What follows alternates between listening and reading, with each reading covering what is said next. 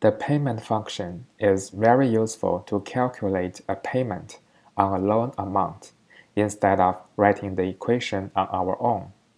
In this example, we have known and entered the constant annual interest rate, 12.99%, and we will use 4 years of payments on a loan amount of $20,000. In order to calculate the monthly payments for this amount of loan, we can just use the PMT payment function. So start with an equal sign, enter PMT. The first input, the rate, which is 12.99%.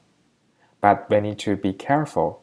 We are looking for the monthly payment, and this is the annual interest rate. So we will use this one divided by 12, comma. The second input, number of payments. Because this is monthly payment, we're going to use 4 years.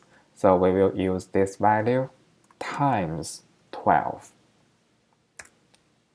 comma. And the third input, present value, which is the loan amount, $20,000. There are also other input parameters like FV and the type, but they are for a more complex calculation that we will not cover in this short video. So add the right parenthesis, hit enter. So we know for each month we are gonna pay around $540.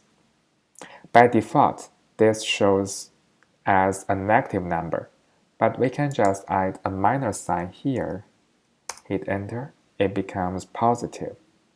So if we intend to do any loan payment calculations with the constant annual rate, we can just use the PMT payment function.